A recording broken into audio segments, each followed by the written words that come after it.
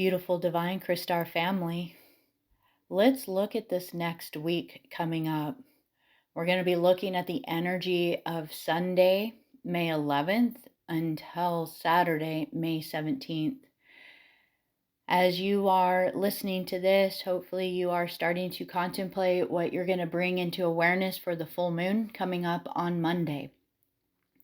The full moon is going to have extra vibrations. Not only is it going to be at the tail end, the last couple days of the gate 23, which has been in that throat chakra energy. It's been bringing us that energy of how do we take the complexities of our thoughts, the words we speak, the things that we contemplate about, the life that we live. Maybe this even has to do with the amount of stuff you own. And where have we overcomplicated life? And where can we begin to deeply go into what is the core, which births out like a fragrance, the simplicity of our practices, the simplicity that we can create our life through, the simplicity of our reconnection to Mother Divine. That ascension, that the cosmos, even though we can allow ourselves to really dive into the complexity of the mathematics, the geometries, and play literally for lifetimes with the beautiful fractal patterns of creation and their complexity of their patterns. But at the core is always the simplicity that brings us into the quintessence. And quintessence, again, from the Gene Keys perspective, is the sheer beauty of the ultimate realization that discoveries are made by accident. They're made by just being in this natural flow, and that it's usually the surprises that allow these ahas to happen. This is a vibration that allows us into the Buddhic energy of the awakening state. So this is going to be that vibration of our full moon, but remember, that's the sun. So it means that the moon itself is going to be in the opposition gate, which is going to be the gate 43. 43 is beautiful. It connects to that ajna, the place where our thoughts and our minds really, truly are expanding through all the information coming through. The shadow of it is deafness. Deafness itself can have actually a positive to it as well, in the sense that there is an energy to it that allows us to block out that which is irrelevant towards our core star, and our truth. At the shadow side, deafness means that we will only look at what we want to look at, and then we will block out the rest if it doesn't fit in to what we are focused on. So we utilize the idea of discernment, that we open up to being aware, truly mindful of everything, yet at the same time allowing ourselves to just let pass through whatever doesn't serve. This actually opens us up to the gate of insight. So this is where the moon is going to be sitting, in this vibration of the gate 43. So Monday, as we're moving into this full moon vibration, this is an opening period for us. This is an opening for where do we want to expand? Where do we want to bring our gifts of insight into epiphany? The city of this, the arrow of this is epiphany. So what we could look at within this is truly beginning to awaken our insight or inner eye into the eye of Brahman. This is really, really beautiful for us to even just contemplate. So the invitation might be to dive in a little bit more to the gate 43. Where do you want to expand within this energy?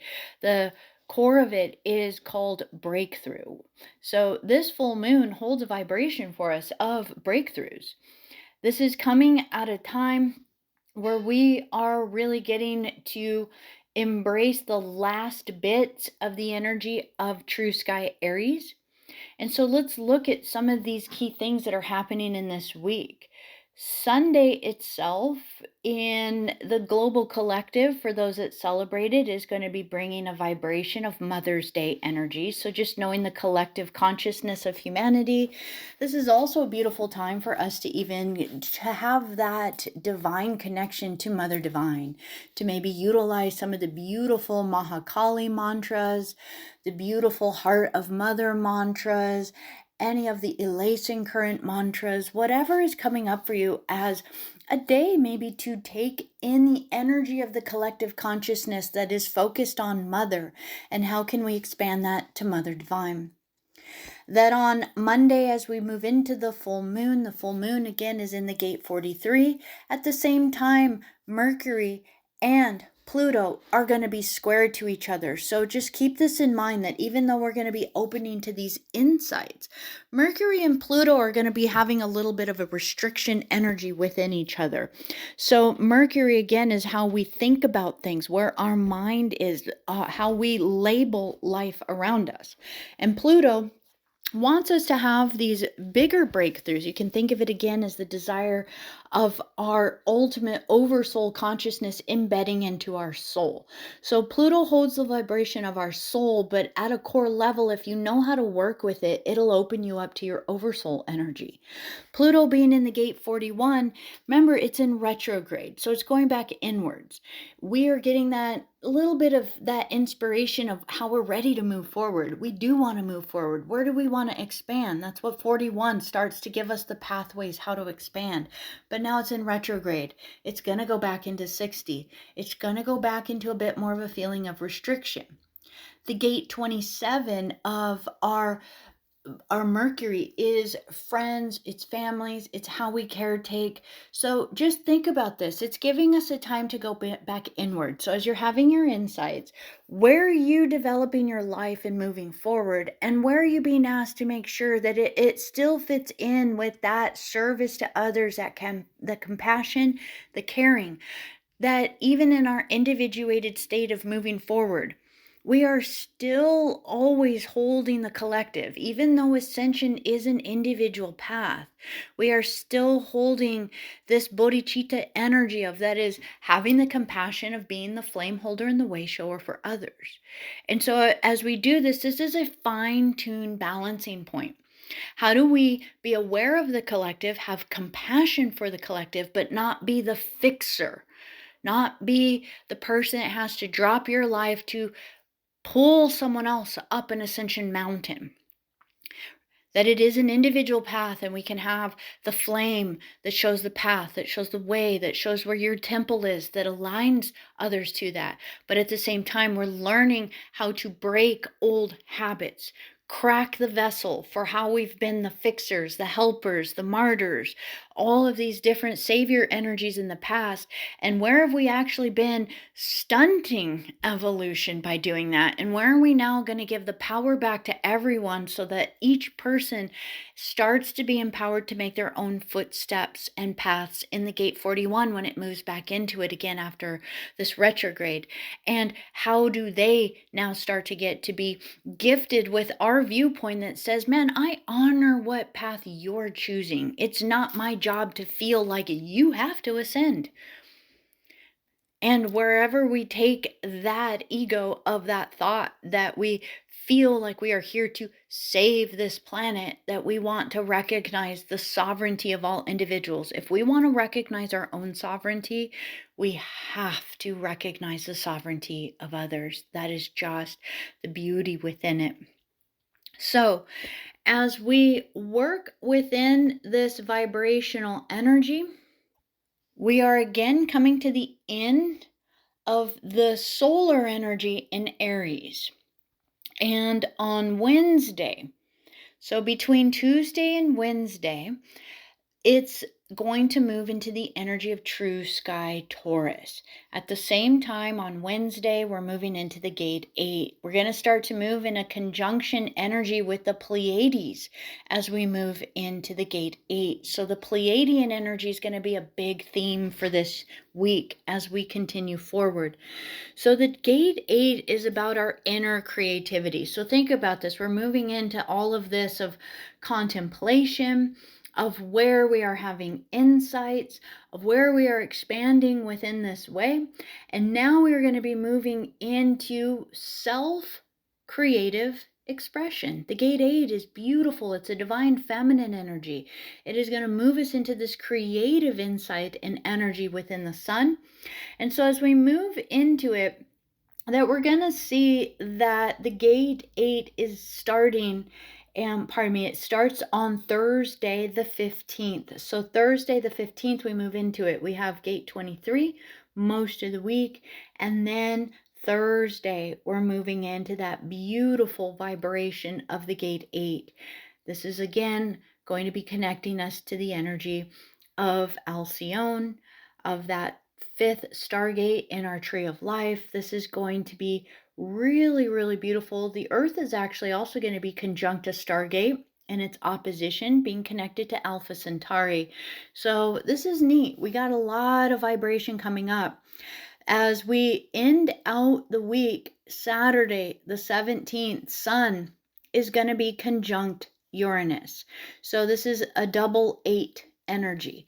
Sun and Uranus amplifying. Sun really giving a boost to the energy of the projection of Uranus that has been inspiring us to really be our own creative soul expression. And at this time, the lower octave of Pluto is going to be square Mercury now. They're going to be in different gates. So Mercury will be in the 2nd gate on Saturday.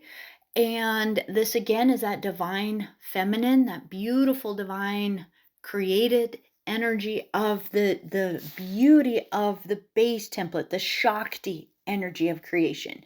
It's going to be square Mars, which is going to be an energy of leadership in the gate 7. So just think about this. The beginning of the week starts with this energy of Mercury being squared Pluto.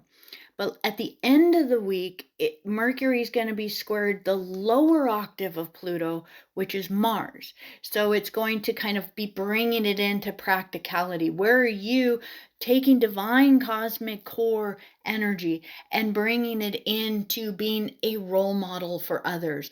This energy is going to follow through Sun conjunct Uranus, Mercury square Mars. That's going to continue on for the whole weekend, so Saturday and Sunday, so the 17th and 18th. This is a big energy for us to really embrace and work with. At the same time, just some last reminders.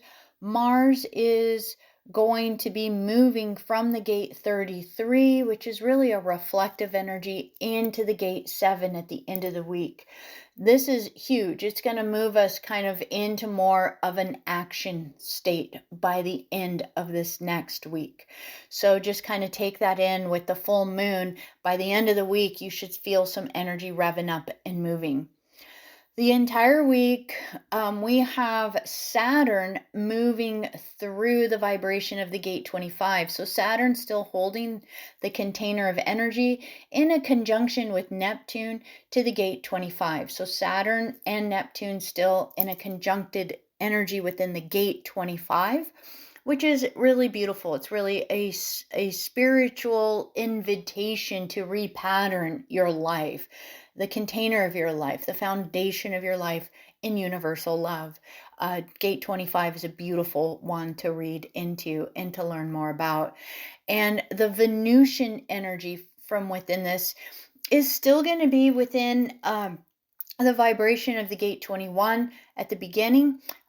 So it starts with the gate 17 at the beginning of the week, and it's going to be moving into the energy of the gate 21, which is going to give us an interesting kind of transition as it's going to eventually catch up with the energy of Aries. We're preparing for Venus to eventually move into the vibration of the true sky Aries.